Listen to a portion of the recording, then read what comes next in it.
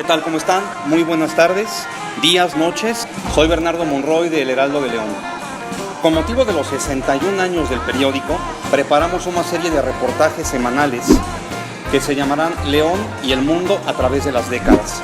Vamos a empezar con los años 50, de ahí pasar a los 60, los 70, los 80, los 90 y la primera década de los 2000.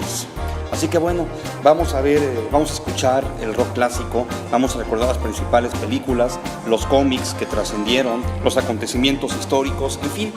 Estamos aquí en el Joannis Café, que es un homenaje completamente a la década de los 50. Todos lo sentimos aquí como Marty McFly cuando viaja a aquella época de los 80. Empecemos con los 50. Los años 50 fue una década de grandes cambios y fue de claroscuros. Tuvo tanto cosas maravillosas como cosas no tan maravillosas. Se consolidaba el cine de oro mexicano y dos de las grandes películas eran Pepe el Toro. Los pobres. Fascinante historia que arrancando personajes a la calle los plasma vivos en la pantalla entre risas, lágrimas y música.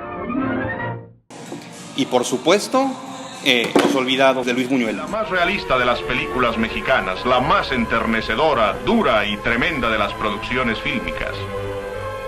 Los Olvidados. Que se convertiría en todo un clásico del cine mexicano y de la cinematografía mundial. ¿Qué sucedía en la Ciudad de México? En la Ciudad de México, en 1951, comenzaba ya la primera línea de trolebuses. En 1957 hubo un terrible terremoto que incluso hizo que el Ángel de la Independencia se viniera abajo.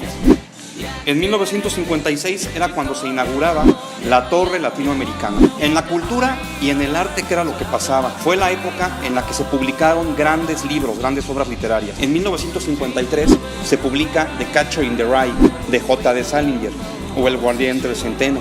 El Guardián entre el Centeno se convirtió en un libro que sería el tesoro y el libro de cabecera de millones de jóvenes hasta el día de hoy.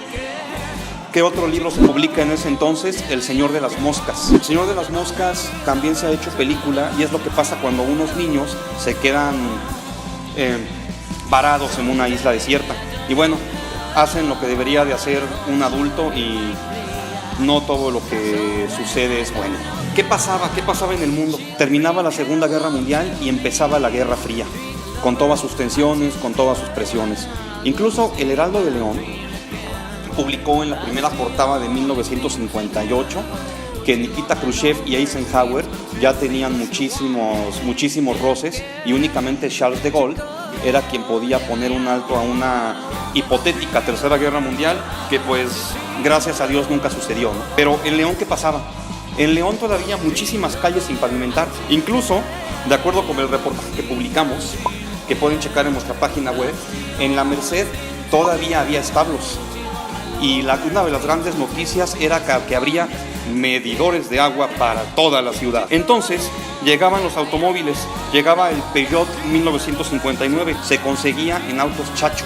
Autos Chacho estaba por la Soma de la Calzada y entonces tú podías conseguir una casa y rentarla en Manzanares, que estaba creciendo por el módico precio de 40 pesos semanales. Bueno, en 1958 ya llegaba el nuevo Arco de la Calzada y por supuesto se abría el Cine León. En el Cine León se proyectarían todas estas grandes películas que ya mencionamos. Este es solo un recorrido por la década de los 50.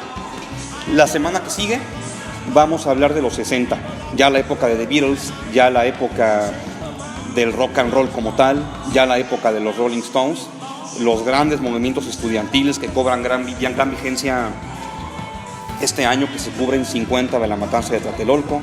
En fin, no nos dejen de ver y, como diría una famosa serie televisiva de aquella época, a la misma batihora y en el mismo Vaticanal.